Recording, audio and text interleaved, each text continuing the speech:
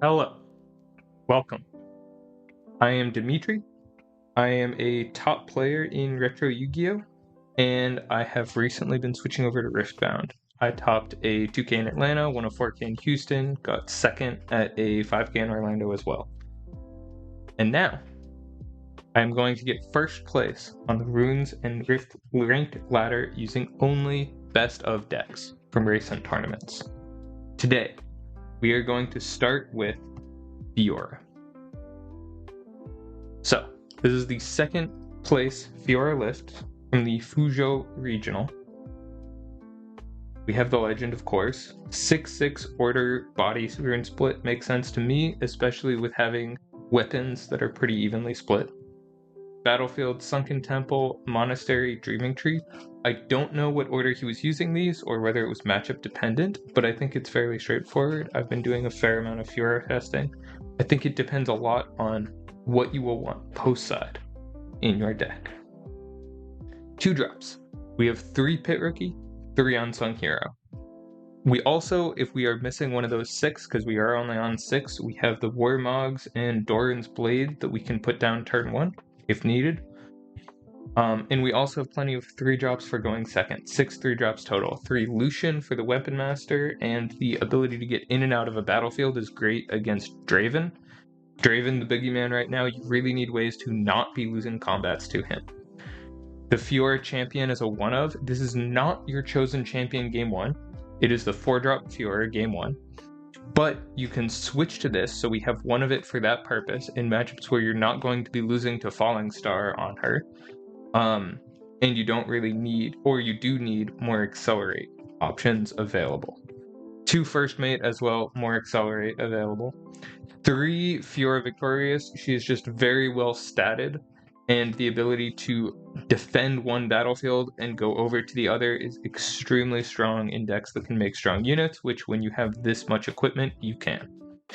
Set Brawler, the best play in the deck, probably because when he's at 4, he buffs himself to 5, triggering your legend immediately to ramp one when a unit becomes 5 plus might. And then when he debuffs himself going 5 to 4, and then he gives himself plus 4 to 8, you trigger it again. So he alone lets you ramp 2 runes, which is insane. You've got 7 equipment, which is quite a lot. These are ways to help you get mighty, especially for the Unsung Hero. The big sword is the strongest one. Doran's Blade, second strongest. And Warmog's Armor is sort of a hedge where it lets you have a couple more ways to buff. Between Pit Rookie, Set, and the Warmogs, you have 7 cards that buff. And just an equipment to help make you mighty. We've got 1 Sabotage. Sabotage is, I think, pretty much only for the second to last or last turn of the game, where you really want to stop their final ways to stop you. And so using it before then, it's not worth the 1 power cost. Power is very expensive if it is not being utilized the same turn. But late in the game, that doesn't really matter. We have 2 Punch First. I find this very strange that it is not 3. I imagine this is a reaction to the amount of Rebuke and such, Fight or Flight and such in the meta right now. I would still be running 3. 3 Challenge, 3 Riposte, 3 Hidden Blade, all very normal. You need ways to remove their guys, you need ways to draw cards, and you need ways to counter Rebuke and Fight or Flight and other cards that are such a nuisance in this format. 1 Salvage is very strange. I wonder if this is a bit of a holdover from China having their meta be best of 1 usually, and this being one of their rare best of 3 events, and so they're sort of pre-siding a little, or if it's because they believe enough decks are on gear right now with the Edge of Night and the Spinning Axe and the Longsword from Draven to the Boots of Ganking, the Guardian Angel from Aurelia. There's plenty of gear in most decks, and maybe all decks that he's fearing, that he's just going to mainboard that. 2 Call to Glory, very normal, and then we have the sideboard. Unyielding Spirit for damage decks like Kaisa, another Sabotage, presumably for decks with more issues in their hand that we need to deal with. Cannon Barrage is amazing into wide Draven boards. Draven will sometimes want to protect a battlefield with multiple overzealous fans. You can stop all of that by going into the battlefield and reacting to their overzealous fans trigger with Cannon Barrage. Deal 2 damage to all enemy units in combat. They are in combat, and before they can kill themselves, you can kill all those fans so that they cannot knock you back. I've hit someone for this for 3, and I've been hit for 4 units. Just all died from this one card.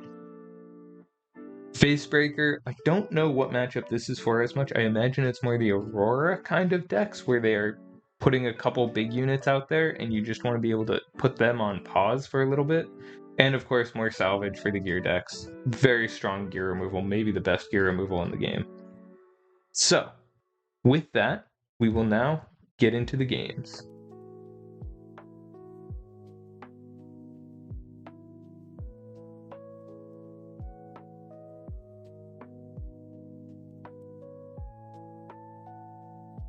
So, we will be doing Monastery Game 1.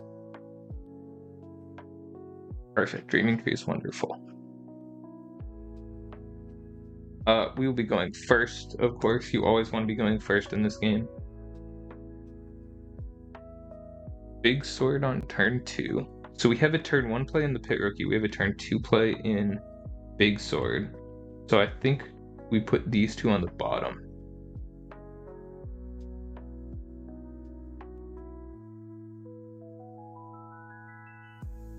And now that's very interesting. We could go for the Doran's Blade turn 1 instead. And I kind of like that. For the turn 2 Fiora. And go a bit slower. Fiora at 5 and the deflect will be very annoying for him to deal with.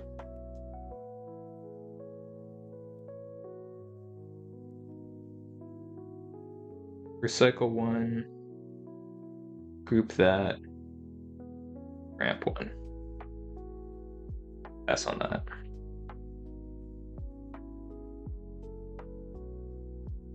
So slowly I'm going to try and ramp to have enough runes to be able to play one of these swords and a unit in the same turn.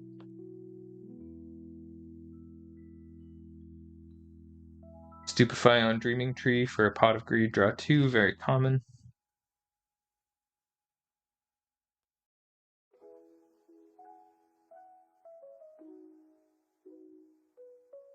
Noxus Pouty, okay.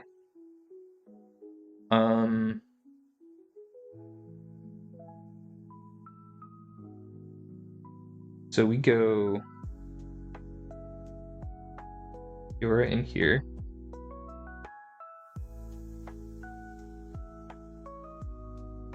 Go to 1.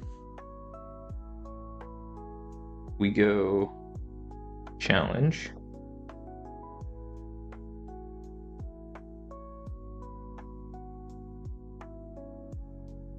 Yeah, see, this is that mainboard gear removal that doesn't really help us. We can go for a big sword, I guess. Go from 6 to 9, 10 defending. That seems pretty worth it.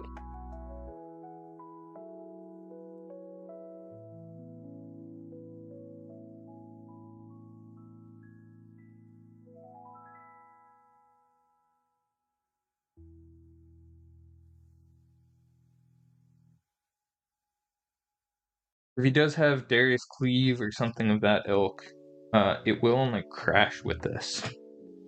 So it lines up pretty well. He could do Accelerated Kaisa Double Cleave, that also only crashes with us.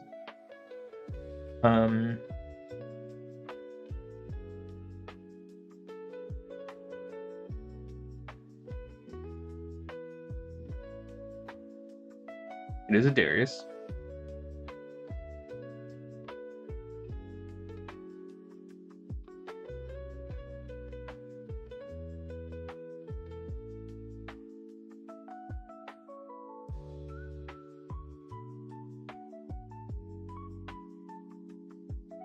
At 9, 3 damage.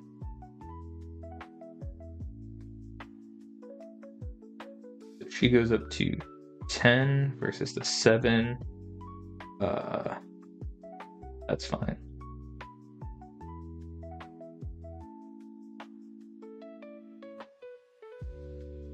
Yep. I'll probably tap out playing these. Yeah. So, Fiora. We go hit rookie. Buff the Fiora. Ramp 1. So I want to get this pit rookie out of the ability of Kaisa to murder it with Falling Star for free. So I think we go for there. Group there. That's on that.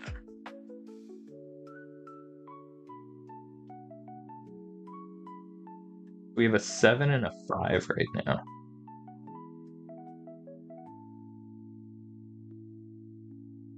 So, he's going for the point advantage early, which is very fine. Because we really just want to be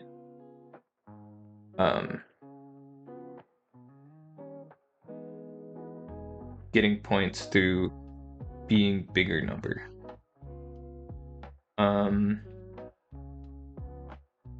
So we can go Fiora into Hirana, get a draw.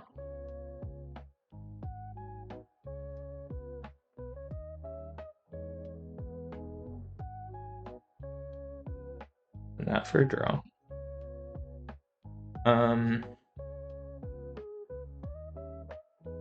We can go hit rookie into here. Go to 30.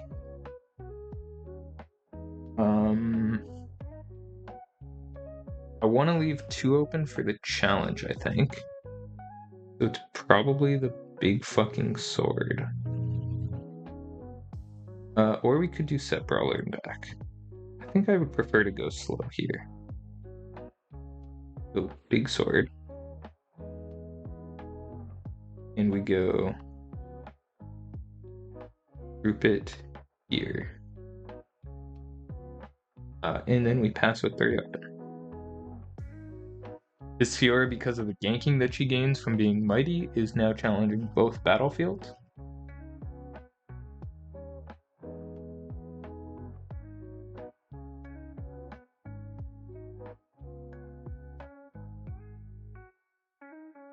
Accelerated Watcher is a bit of an issue right now. But I think that's fine.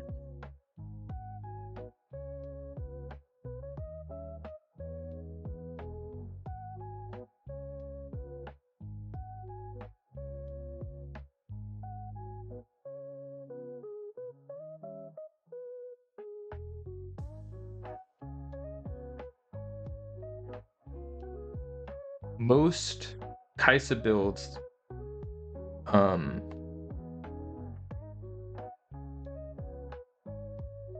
think are on enough low end that they'll struggle right now.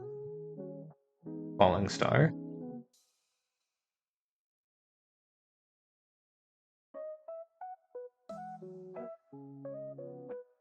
Okay. 3 damage. 3 damage.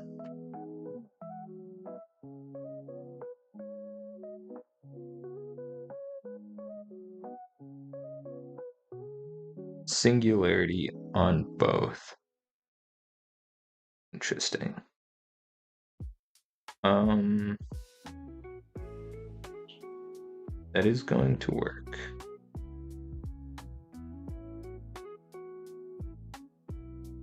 He's tapped out. So we can't really get units into play. But we do need to deal with this. So, Go Lucian. Group that. Ramp 1. We go challenge. 1, 2.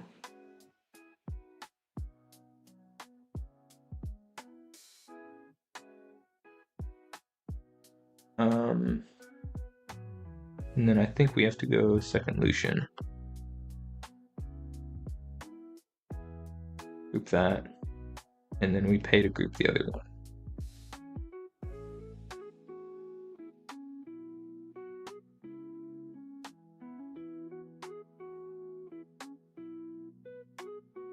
Not 5. He could accelerate a Kaisa.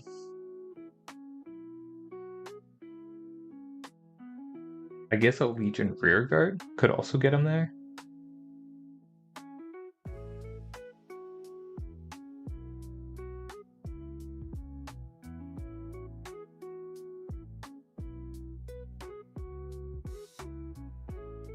Okay. So we do need to stop these battlefields from being taken. I think the plan is to leave everything in battlefields and just let him get value going into them. So, we'll go in here. That's fine. Go to 4. Go pit rookie. Buff this one. Go in here. If that's fine. It is. Okay. We go to 5. We spend the buff. We draw a card. Riposte is solid. I think I have to keep that open here. Oh, I would love to play a set right now. I really don't think I can afford to. But he just has to take 1 battlefield? No, I have to play a set. 3, 4, 5. Cycle 1. Get buffed. Use the Fiora to ramp. And then pass.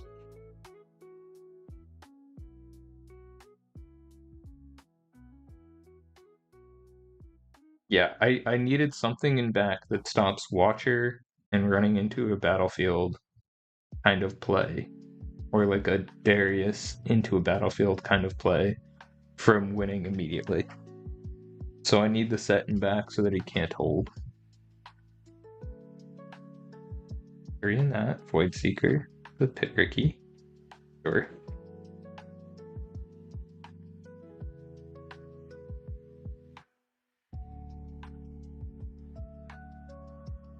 A lot of small dudes. Go up to 7. And now, I mean, I need to be able to stop him from taking both. I think the plan is to load up 1.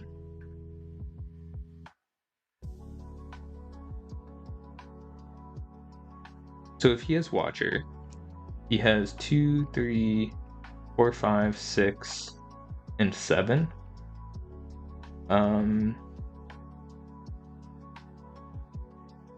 And Brawlers would be at 4.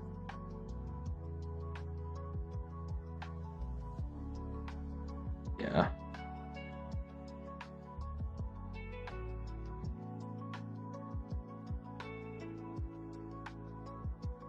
Hasn't had the Watcher yet. Do I play the Doran's Blade? I don't think so. Maybe I do. Yeah, I will. Helps play around Singularity.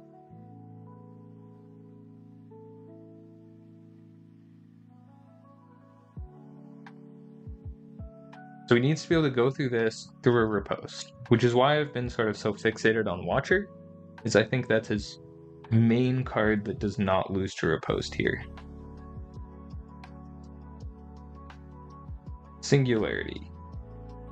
targeting that, targeting that. We will riposte.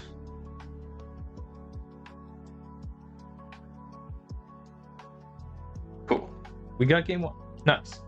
So, against this deck, we want the Unyielding Spirits, of course. I think this is a double sabotage matchup.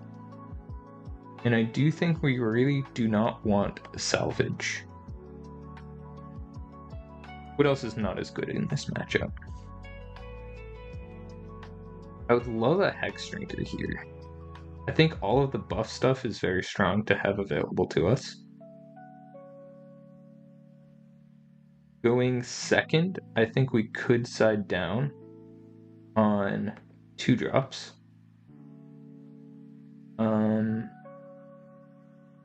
And maybe we side out the Warmog's armor as well, since we already used our Hirana. So, going second, I want the next strongest battlefield. Cool.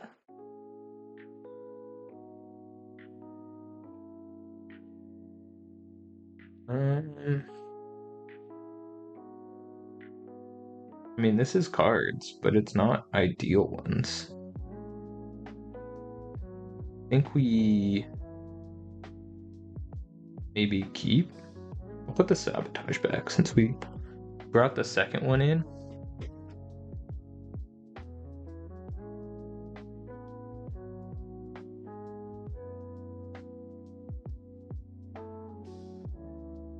That's really interesting, really. We can go for that.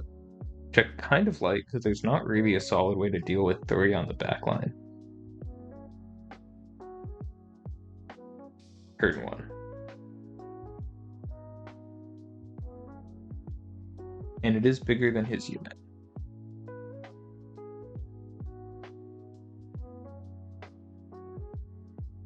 This is fine.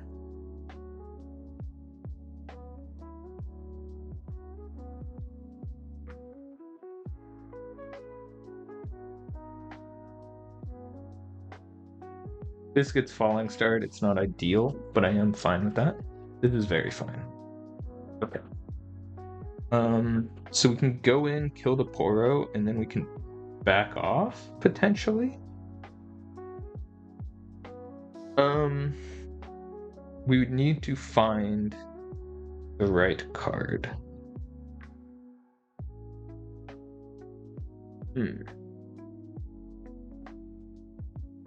I don't hate go in, equip the big sword, try to back off. Or go in, bring the Fiora, that puts us to 7 in there. I guess Fiora in the back. That also seems good.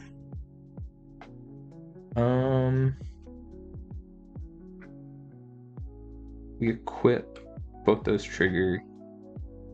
I think it's worth trying. We'll be at 6. Kind of annoying for him to deal with. Yeah. Go to 1. Go for the sword. We go there. Trigger.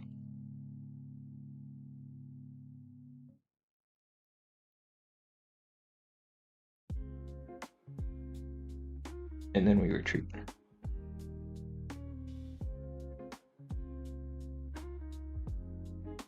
Yeah, so anything that triggers, you pay the cost at resolution, which means things like this Fiora, you don't actually need the rune there to be able to use it. Right now, the only thing we have live is this Unyielding Spirit, in case he gets dangerous on his turn for us. He loves his draw twos.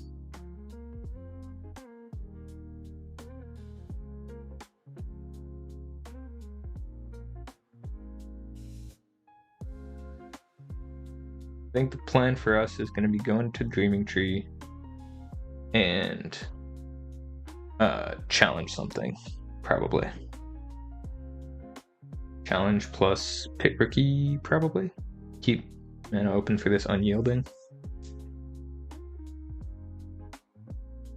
Just as that. Interesting. We're at 6. You can't go up 6 with us in there.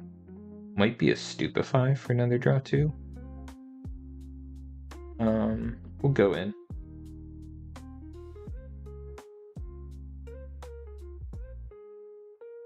That's our focus. Go to 2. We will challenge.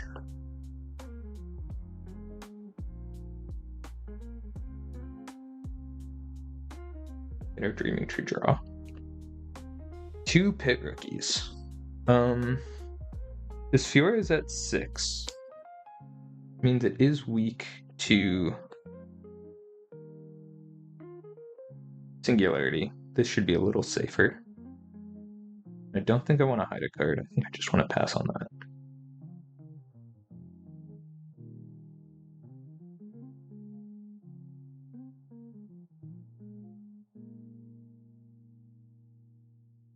He does have 8 runes, which is a little scary, but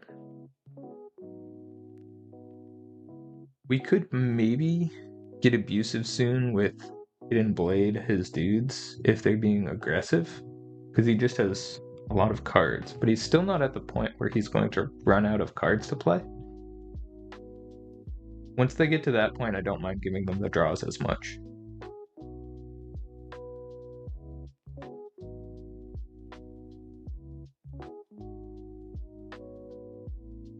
The reason we didn't play the Champion Zone Fiora here is tapping out loses super hard to Singularity. And I really want to keep this Unyielding Spirit open. Varus Forerunner. Wow. Okay.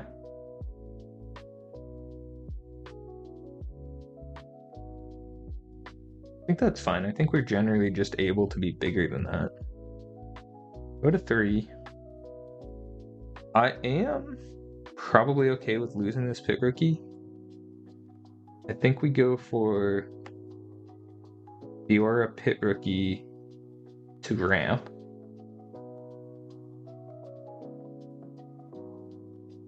Two, 3, 4. Pit rookie on the Fiora to ramp.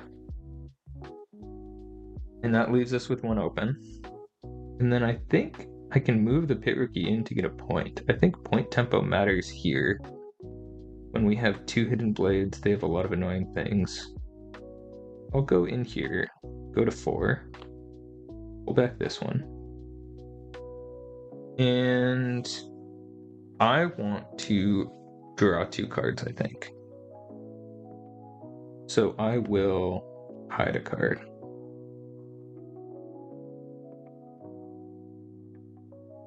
Let's turn it on.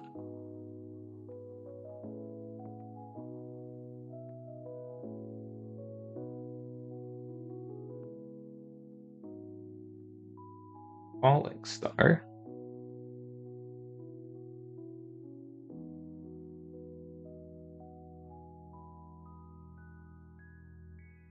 Rookie and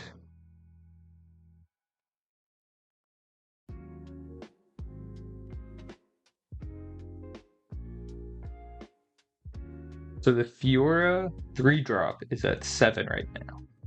So there's a chance he's going to target that. Both pit rookies. I think I'm fine with that. I think we chain Hidden Blade.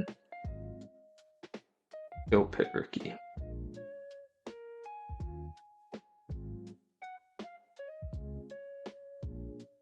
Who's that? Oh my god, double punch first.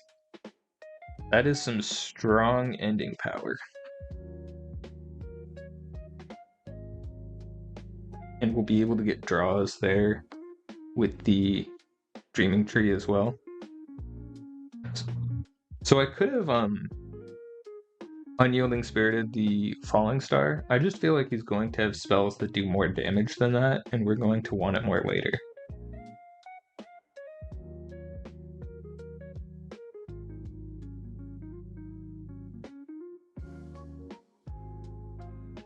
second Forerunner. Okay.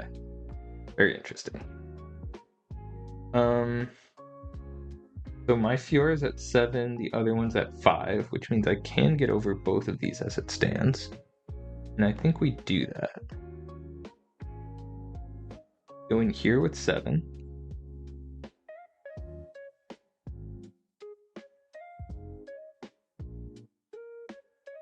With 5. Going here with 5. Go to 6.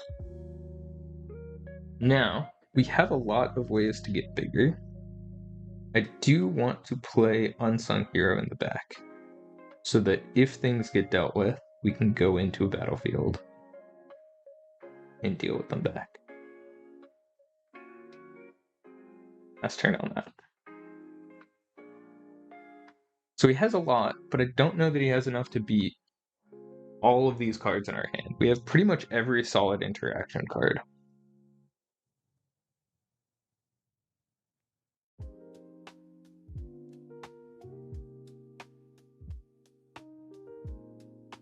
Yeah, thinking of what we could lose to here, right? Watcher is on the stronger end, but against Watcher we do have Hidden Blade double punch first, so we probably still beat that.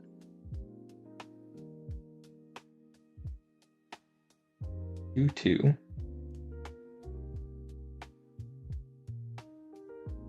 This is probably the turn that we use Unyielding Spirit.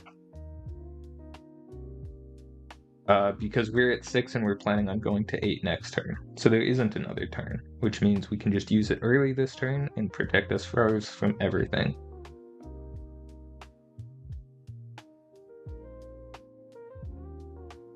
It does make us have one less punch first, unless we are able to riposte something that costs 3 or more and ramp a orange rune. That is possible.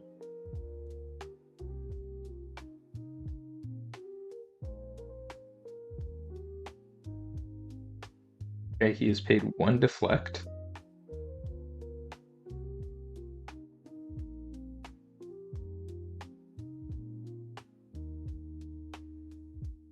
Falling Star twice on the Fiora. I believe we just Unyielding Spirit that.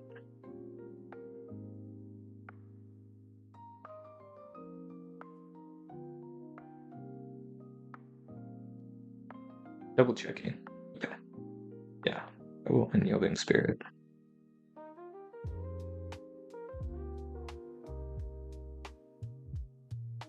Oh. No damage.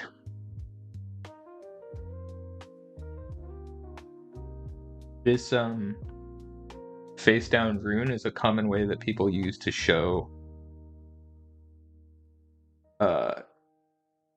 something that has been used for power but not energy. Okay, so we have a Fiora at 2, we have a Fiora at 4, and we have an Unsung Hero at 1. 2, 4, and 1.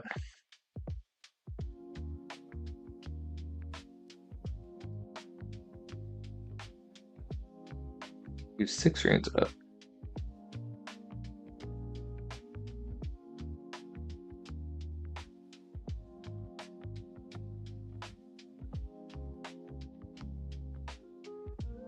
I'm at 4.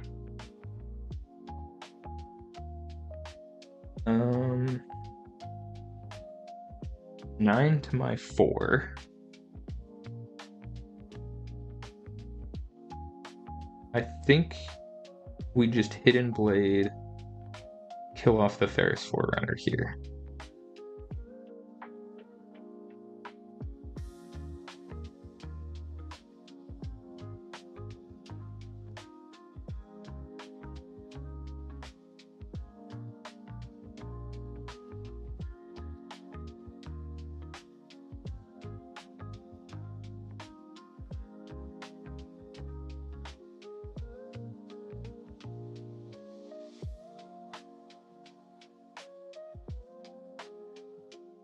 They removed the draw. Okay. So now they only have 7 that they can attack with. We're at 2 on the right. Punch first puts us to 8 though. Punch first here definitely is enough.